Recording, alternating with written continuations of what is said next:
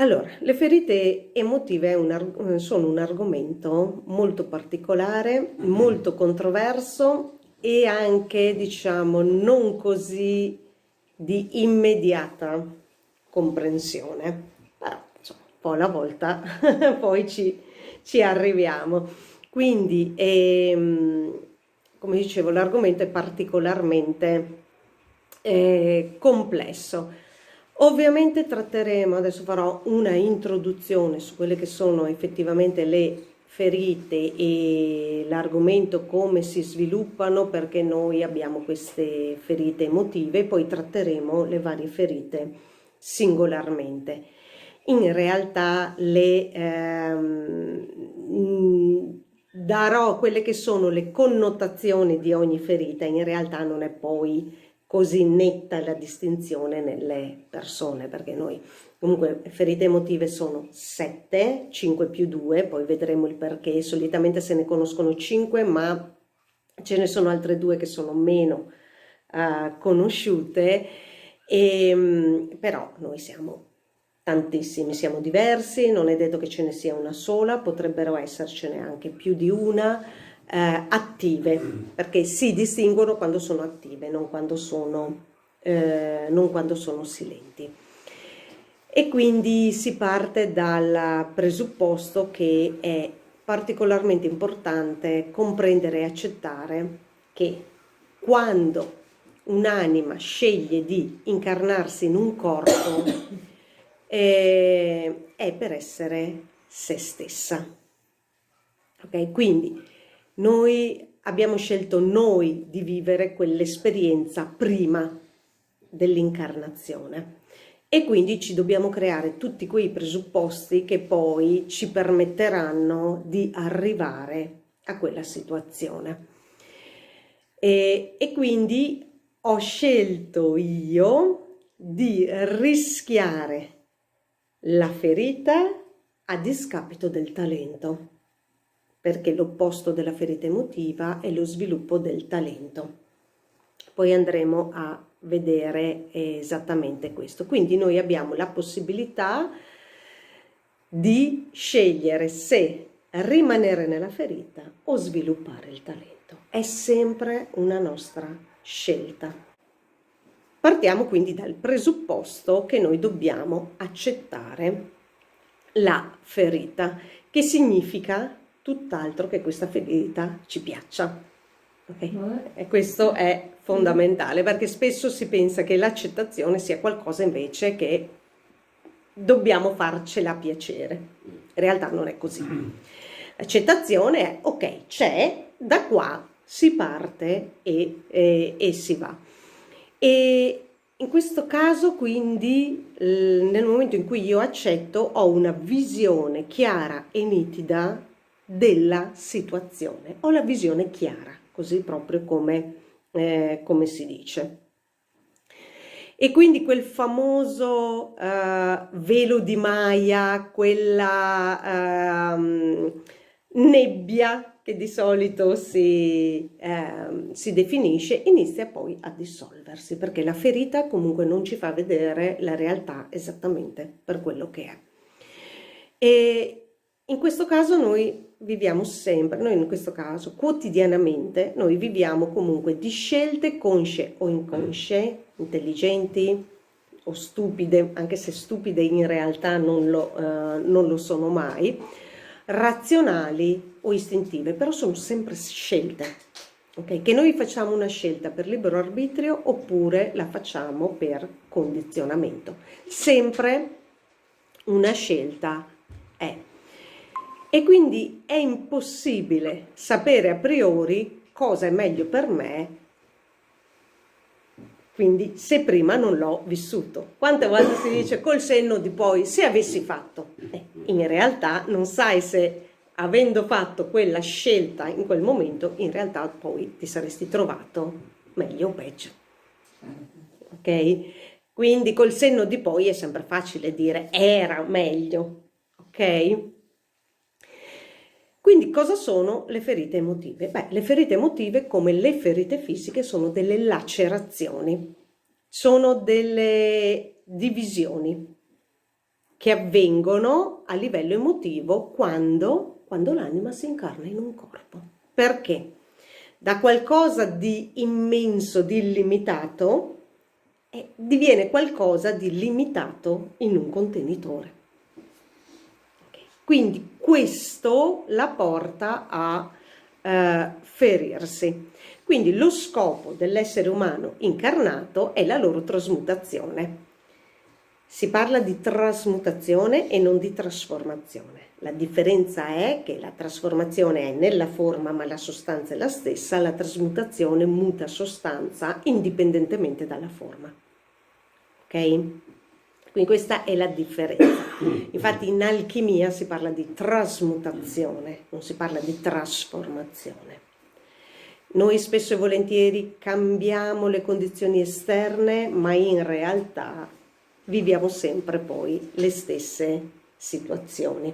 Quindi non è il cambio della situazione esterna che va a cicatrizzare o a risolvere la ferita, ma è proprio il lavorare sulla ferita per farla ridiventare, quando insomma proprio non riusciamo perfettamente, una cicatrice. Quando invece riusciamo a fare la trasmutazione completa, in realtà non si vede neanche più che c'è stata una ferita. Le ferite emotive, una volta trasmutate, quindi diventano il loro opposto, cioè il talento. E poi vedremo qual è il talento per ogni ferita emotiva, perché ognuno è diverso ovviamente per ogni situazione. E una volta che diventano però talenti, dobbiamo comprendere che il talento non è una semplice abilità o una semplice capacità a livello fisico, intellettuale o emotivo, ma il talento è un concreto equilibrio della macchina biologica su tutti i piani. Cosa significa questo? Che sono esattamente io. E quindi tutto ciò che io sto facendo in quel momento è esattamente l'essenza, sto seguendo esattamente il motivo per cui mi sono incarnata qui e ora, cioè in questo periodo storico, in questo ambiente. Ok? Le ferite emotive sono quindi la conseguenza del contatto tra la parte fisica e la parte animica, attraverso diciamo il connettore che è lo spirito. L'anima, entrando in un corpo per poter svolgere la propria funzione, deve sottostare quindi alle leggi fisiche e quindi, come dicevo prima, si strappa per riuscire ad incarnarsi. Perché? Proprio perché da grande dobbiamo farlo stare all'interno di questo contenitore involucro, esatto. Un po' come quando noi compriamo appunto i mobili da montare, ok? Un mobile grande in realtà viene poi messo su un contenitore piccolo, però per metterlo sul contenitore piccolo lo devo smontare, quindi lo devo dividere, ok? Separare, esatto. L'anima si deve adattare al nostro fisico. Esatto, al fisico che poi andrà a gestire, ad integrarsi con quel fisico, perché in realtà noi una volta che ci incarniamo tendiamo sempre a distinguere anima e corpo, in realtà diventano una stessa cosa. Sì. Ok? Non c'è più una separazione, perché ogni atomo è impregnato della nostra anima, quindi non c'è più una separazione tra fisica e campi sottili o comunque energia e vibrazione, se vogliamo rimanere con termini che conosciamo meglio.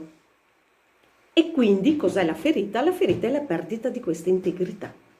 In un punto ben preciso avviene questa perdita di integrità. E attraverso la ferita si genera quindi che cosa? Uno spazio nel quale anima e personalità possono comunicare. Grazie a cosa? Grazie alla presenza, come dicevamo prima, dello spirito, che è il connettore tra anima e corpo. Come faccio a sapere quali sono i miei talenti? Quindi, vado a comprendere le mie ferite. Perché? Perché è più semplice riuscire a conoscere le ferite, perché ciò che ci crea sofferenza ci fa concentrare un po' di più rispetto a ciò che ci crea gioia. Perché? Perché se io mi concentro sulla sofferenza riesco a sopravvivere. Se mi concentro sulla gioia, in realtà non so se sto sopravvivendo oppure no. Sembra un controsenso, ma in realtà è così. Perché il dolore mi fa capire che in realtà esiste qualcosa di fisico, di emotivo e di mentale. Quando io sono nella gioia, in realtà tutto è e quindi va avanti, tra virgolette, da sé. Ok?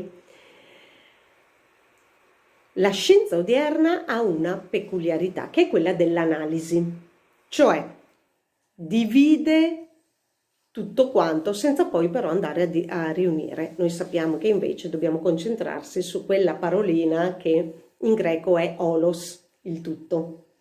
Ok? Infatti, perché divide senza riunire? Per esempio, noi lo vediamo in campo medico. C'è un'analisi talmente elevata che se io ho male la falange di un dito, c'è un medico che è specializzato, tra virgolette, sulla falange di quel dito. Ormai siamo arrivati a questi livelli, però senza tenere conto di tutto il resto del corpo, della parte emotiva, del vissuto della persona, che in realtà non è un caso che mi faccia male proprio su quella falange, ok? Quindi siamo arrivati ad analizzare, a fare una cosa talmente analitica che poi non ci focalizziamo più sul tutto, sulla completezza. E quindi c'è una continua divisione senza riunire. In alchimia si dice solve e coagula, e qua invece ci stiamo focalizzando solo sul solve, senza poi riunire.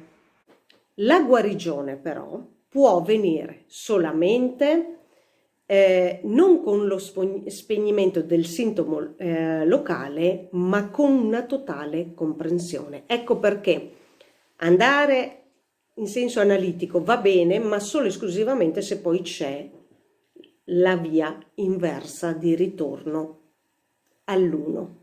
Ok? Tutto ciò che ci accade però va a fornire un valore individuale a quello che è il nostro vissuto e quindi a valorizzare chi siamo, andando a costituire proprio la differenza tra una persona e l'altra. Ecco perché l'analisi va bene, ma se poi non c'è di nuovo la sintesi, non può essere applicata individualmente. Okay? La falange è una falange, sì, ma la falange del mio dito ha un messaggio che è diverso dalla falange del suo dito. Chiaro? Anche se ci siamo fatti male entrambe nello stesso punto. E quindi giungere alla comprensione o alla guarigione, che oggi hanno la stessa connotazione, in realtà ce l'hanno sempre, perché io guarisco quando ho compreso determinate dinamiche, è possibile solo attraverso la consapevolezza, attraverso la coscienza, attraverso la responsabilità, la conoscenza e soprattutto un'attenzione costante a ciò che mi accade in ogni istante. Ok? Quindi mi devo continuamente osservare, mi devo contestualizzare, cosa che spesso non viene fatta.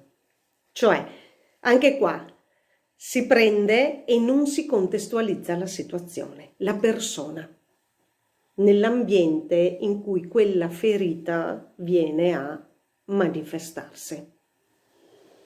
Ok? Vi faccio un esempio banale. mi taglio un dito finché sto tagliando le melanzane. Ok, sono in cucina, comunque. Ferita da distrazione. Da distrazione, esatto.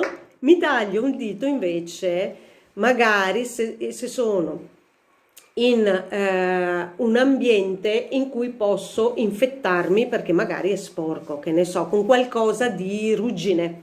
È diversa, mi sono sempre ferita, mi sono sempre tagliata, ma è diverso l'ambiente, il contesto e quindi anche la ferita va poi rimarginata, pulita in maniera diversa, perché anche l'elemento che ti ferisce va ad influire sulle tempistiche, sulle modalità di guarigione. Ok?